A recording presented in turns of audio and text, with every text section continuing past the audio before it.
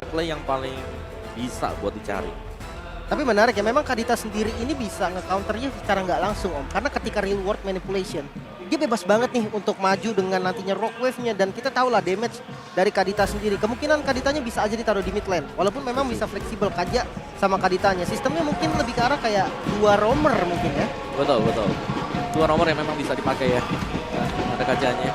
Let's see, mari kita berikan dukungan terbaik untuk tim Indonesia. Betul, saat Indonesia, mari kita spam langsung di kolom komentar. Kita melihat semua dukungan yang sudah berada di area venue, lihat dan bahkan di Watch Party Outdoor. Halo Watch Party Outdoor. Halo Outdoor. Wow, rame banget tentunya. Semuanya udah siap mendukung tim dari RRQ Hoshi yang membawa nama harum Indonesia. So kita bakal mulai seperti apa untuk di games yang pertama. Match Lower Bracket Final. Harapan untuk tim Indonesia RRQ Hoshi melawan Eko Filipina dengan draft seperti yang sudah kita lihat tentunya. Wow. Ini dia. Dukungan yang benar-benar luar biasa dan Albert dengan pick dari Martis yang dengan bisa dibilang mungkin imunnya ini ya. Yap. Yang bisa ngebantu dari segi team fight-nya. Apalagi ngincer ke arah backline dari pemain-pemain Eko nih. Menurut aku juga perlu diwaspadai untuk posisi dari seorang Benny Cutie. Ya, dari Eko mereka langsung ngebersihin cepat ya di bagian tengah karena mereka ingin mobilitas, mereka ingin untuk mengganggu arah dari goalnya karena semakin cepat Matrix jadi semakin sakit nantinya untuk damage dari Skylar di early game. Ya, dan Benny Cutie masih memberikan pressure di area atasnya Skylar. Harus bermain agak sedikit lebih sabar karena ini baby seat yang dibawakan oleh Finn. Di area atasnya Yawi belum bisa mendapatkan level 4 terlebih dahulu. Jadi sepertinya dari kedua belah tim akan sedikit bermain lebih pasif. Hanya memberikan pop damage saja. Clay harus menjaga sedikit tempo di area midnya supaya tidak terpick off. Tapi sementara terlihat bahwa Clay-nya ini tinggal sendiri. Dan kini itu dia sibuk untuk membuka fusion di bagian lain. Dan Sanford dengan oke, Petrify-nya sudah ke bait. Tidak ada Petrify untuk di turtle Sudah menit mulai kedua. dipakai ya. Tapi setidaknya itu bakal ngusir aja sih pergerakan dari pemain-pemain RRQ Hoshi. Dan Kaltiji udah mendapatkan pasif big guy-nya Yawi. Masih di level 2. Sementara kali ini dari Sanji pun tidak akan bermain terlalu agresif. Dua Petrify di tangan Eko Filipina. Ini yang harus diwaspadai karena RRQ mereka nggak bawa Purify sama sekali. Benar, dan juga pastinya yang lebih membuat Eko bisa memberikan pressure adalah bagaimana mereka menekan. Ini agar Clay-nya nggak jalan kemana-mana, ditahan di mid lane sedemikian rupa. Ya, Jadi bantuan ke goldnya lebih tipis dari harus mengandalkan roamernya. Jadi untuk setup di turtle-nya bisa diambil oleh Eko nantinya.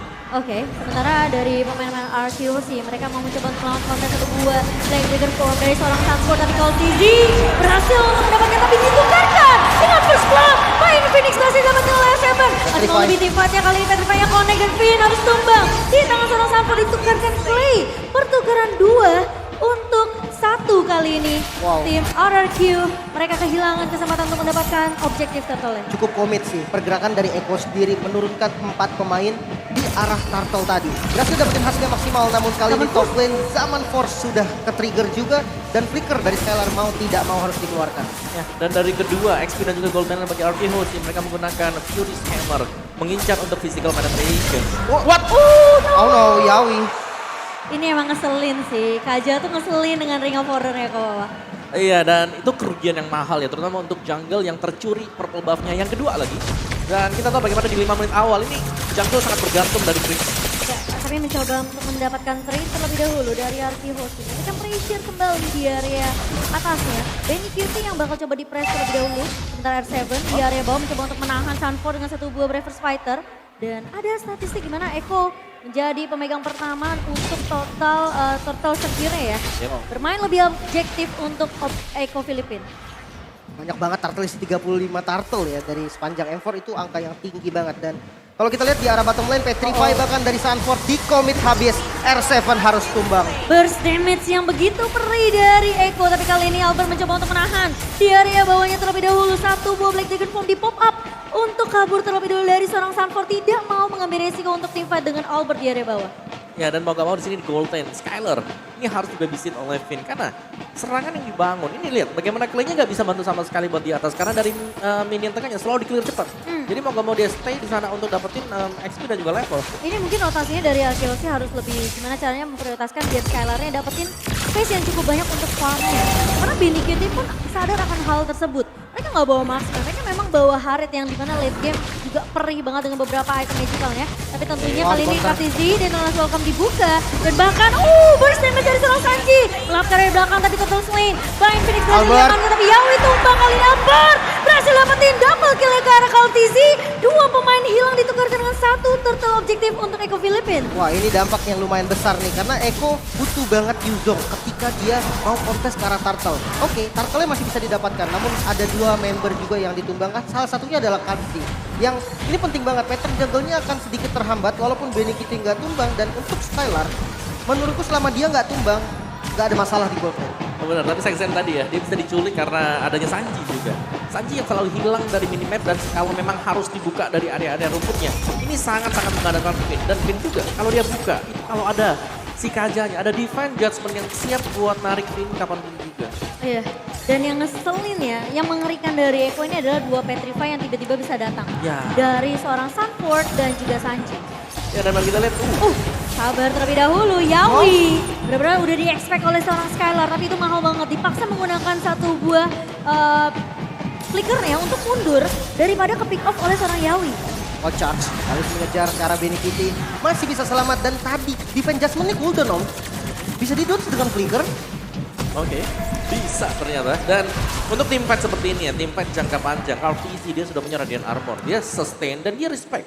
Dia Radiant Armor, dia bukan lebih fokus untuk dapetin still light plan misal atau bahkan dengan anti kuras untuk first itemnya. Karena dia tahu di early game yang bisa kasih damage to dia ini adalah play.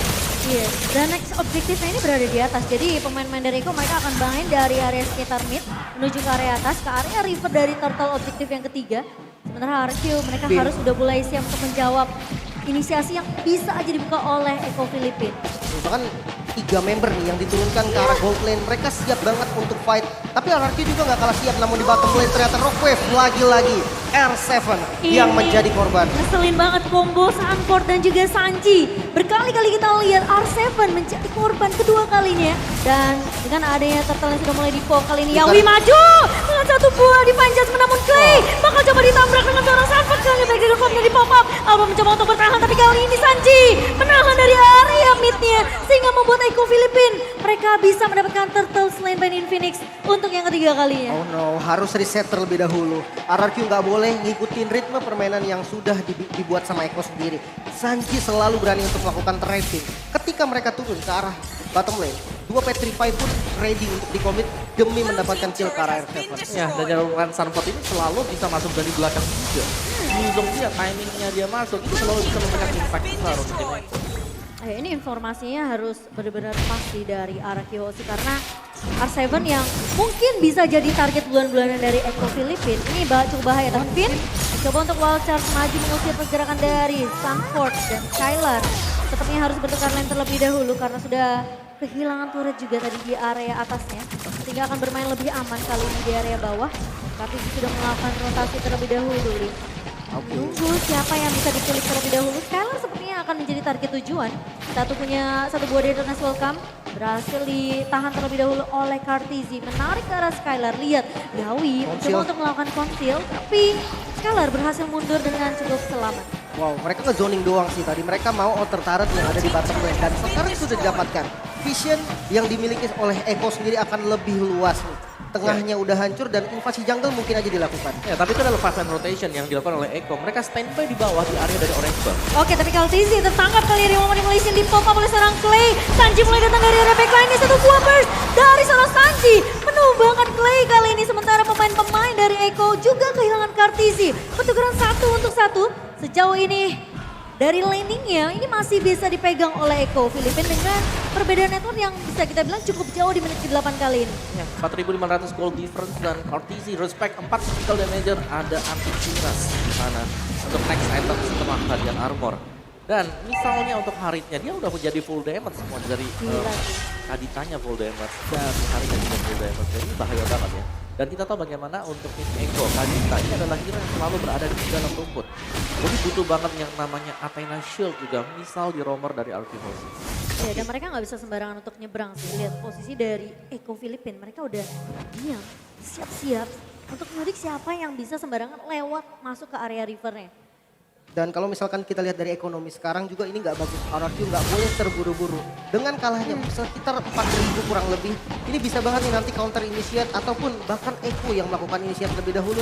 Pilihan yang terbaik adalah Skylar yang melakukan speed push di bagian top lane. Ini udah pilihan terbaik untuk RRQ sekarang. Iya, ini cukup jauh. RRQ sih mereka harus tahan dulu, mungkin coba maksain Echo Philippines untuk nge-cancel Lord yang sudah mulai dipok karena posisi Skylar jauh dan dikejar sama seorang Sanford di area atas. Benny Cutie ngebuka satu buah zaman force kali ini mengusir pergerakan pemain-pemain RRQ. Hoshi dan Kartizi masih dengan folklore-nya kali ini, sementara Yawi dipanjat punya connect. Cara seorang pindah tumbang kali ini, dua pemain dari tim Indonesia harus hilang begitu saja. Albert mencoba untuk menangkapkan di area depannya, satu buah reward manipulation dari seorang play Sanford. Ditahan di area depannya tapi dia terus welcome dari seorang Kartizi mencoba melakukan R7 dan Albert mencoba untuk bertahan tapi Sanford pun tidak tumbang. R7 terpaksa flicker mundur dan kali Sanji berhasil untuk menemukan R7 dan Albert.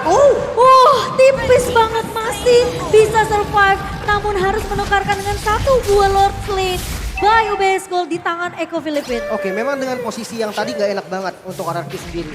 Dimana Skylarnya udah tumbang di arah top lane. Terus Yuzongnya udah datang juga. Dan Albert udah nahan dari Asura Mortal Coil udah ditahan banget. Namun sayangnya dimajuin sama Yawi dan walaupun Defense Judgment dikeluarkan oleh Finn ke arah Finn tadi. Tapi itu belum cukup nih untuk membuat Albert bisa maju ke kontes ke arah Lordnya. Ya, dan bahkan Sanford dia masih regen lagi, nggak perlu untuk balik ya langsung ke belakang. Dan iya, Hoshi sekarang mereka harus bisa melakukan defensifnya dengan adanya barian yang dipakai oleh ngedelay setidaknya mungkin pergerakan dari pemain-pemain Echo untuk langsung menabrak karena ini masih waktu bawah menit yang ke-12. Mungkin best Tarot bisa hilang satu lah atau dua maksimal ya. Ini R7 sama Clay lagi bikin ke arah Athena Shield ya.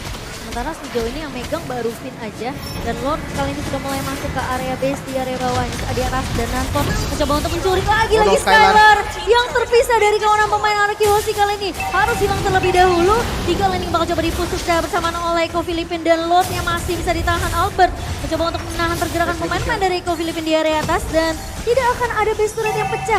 Sementara Kartizi bakal memotong jangan minion di area bawah.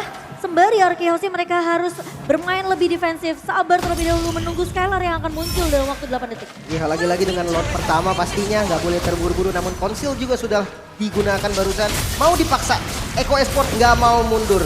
Dia mau tetap melakukan pressure walaupun memang untuk mendapatkan satu best Tarot itu susah banget jujur. Ya, apalagi dengan ya Lord yang belum punya charge ya, belum enhance. Jadi masih bakal bisa ditahan oleh RRQ Hoshi tapi ya mereka harus bayarkan dengan kehilangan seluruh inner bersama dengan outer turret dari RRQ Hoshi sendiri. Ini gak ada yang instan bisa langsung narik juga sih dari Benar. RRQ Hoshi untuk ke arah pemain-pemain Echo. Oh no, Yawi masih bisa mundur ternyata dengan dash-nya barusan. Lihat Sanford. Dan Sanford juga mengudara dengan Black Dragon Form namun tidak ada target yang optimal. Harus mundur kembali dari keduanya. Itu lihat naga terbang ke atas, udah langsung mundur sih. Ya, apalagi dari Sanfordnya dia udah di level 13 ya, level sama dengan R7 dengan lapu-lapunya dan perbedaan dari gap levelnya, gap itemnya juga 6.700 gold difference. Dengan Kadita, Clock of Destiny ada Genius bersama dengan Divine Glaive. Sekali saja dia menggunakan Rock Wave, ini bakal dalam banget untuk Indonesia yang nggak punya defensive item, Athena Shield. Seperti ke arah Beatrix-nya, atau bahkan untuk ke Yves-nya juga dari Clay. Ya, posisinya mungkin dari Skylar yang perlu dijaga sih. Karena 2 kali dia terpick off sendirian. Itu yang justru jadi makanan dari Echo Philippines. Ya, mungkin satu kita notice adalah ketika ada yang jalan sendirian dari pemain RRQ Hoshi, yang nyusul ke sana adalah Black Dragon Form. Karena dia punya tambahan movement speed dan juga dia bawa Petrify. Jadi solo kill memungkinkan untuk dilakukan kalau memang sendirian pemain dari RRQ Hoshi. Ya, efek sisinya cukup. Skylar cuma punya satu buah flicker untuk mundur. Escape akan sampai Skylar ini terbatas gitu loh. Iya, dan kalau misalkan lihat defensif, RRQ pun masih cukup kuat ya. Namun perbedaan gold nih yang semakin jauh lagi. Lord yang kedua udah spawn. Lordnya ini adalah Lord Enhance. Bisa nabrak. Ini bahaya banget untuk RRQ. Namun untuk kontes juga perlu setup yang cukup bagus. Iya, mereka tapi Finn masuk dengan satu buah wild charge. Bersama Flicker Sanji tumbang. Kali ini satu buah barrier mencoba untuk menahan pemain-pemain dari Echo. Dan Kartizi mencoba untuk pukul mundur pemain-pemain RRQ Hoshi kali ini. Di cancel Lordnya. Sementara Yawi bersama dengan Benny Cutie sudah mulai terlihat. Di depan mata seorang Albert kali ini 5 melawan 4. Apakah pemain-pemain dari Echo mau coba untuk memaksakan kali ini Conceal dibuka. Yawi mencari target yang tepat untuk ditarik dengan Divine Judgment. Tapi Sanford sudah diprediksi dengan adanya pergerakan dari R7 kali ini di area midnya. Dipukul mundur terlebih dahulu. Tarik ulur Yawi dengan satu buah barrier yang begitu baik dari seorang Finn mencoba untuk menahan Yawi. Tapi kali ini Skylar tumbang menjadi target utama dari seorang Sanford. Albert harus mundur bersama dengan dengan seorang Finn. Satu ditukarkan satu. Memang sempat menyulik ke arah Sanji. Tapi satu body van judgment lagi-lagi masih menjadi PR untuk tim Arakihoshi. Ya, dan bahkan wild charge-nya pun dipakai untuk defensif, mau tidak mau. Sementara Garden Lord yang terbuka sepertinya harus direlakan oleh teman-teman Anarchy sendiri. Melihat posisi dari Sanji juga yang sedang melakukan trapping ke arah orange buff. Ini bakal cukup bahaya, informasi bisa diberikan dan hati-hati pencurian dari orange buff-nya. Ya, ini mau gak mau memang yang tadi harus ditahan juga karena Skylar memberi damage pertama buat Arakihoshi ini tumbang. Jadi Skylar menjadi fokus ya untuk Echo. Begitu mereka dapetin Skylar, mereka langsung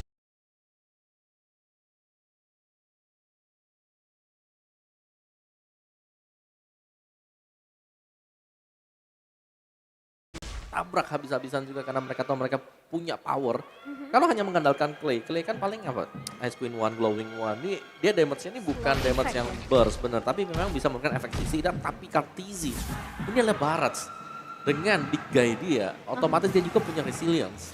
Iya, dia punya defensif yang kuat juga di area Benar. depannya. Jadi garda terdepan dari Echo dan kali ini Lordnya yang sudah mulai masuk ke area base turret dari Arakihoshi. Charge. Finn mencoba untuk menahan dengan satu buah Tarik. wajah saat ditarik. Winter Truncheon flicker mundur dari seorang Finn. Dan kali ini cara Monfort dibuka oleh seorang Benny Cutie. Mencoba untuk menahan Albert di area belakangnya. Sanford mengejar lagi-lagi ke arah seorang Skylar. Tapi Lordnya masih bisa ditahan, tapi ternyata Skylar tumbang. Terkena efek dari seorang Sanford, tapi ternyata Clay masih bisa mendapatkan trade tersebut. And Oh, Seven Seven. sama Persia pribadi, tapi terkena Petrify. Dari seorang Sanji. Sanji ditahan. Satu buah barrier yang akan menyelamatkan hidup seorang Sanji. Ternyata Oh, Sanji sama tidak Force. terpick off. Tapi ternyata Albert tumbang begitu saja. Benny Cutie begitu bebas. Dan game pertama sepertinya tidak akan sedikit bisa ditahankah kali ini.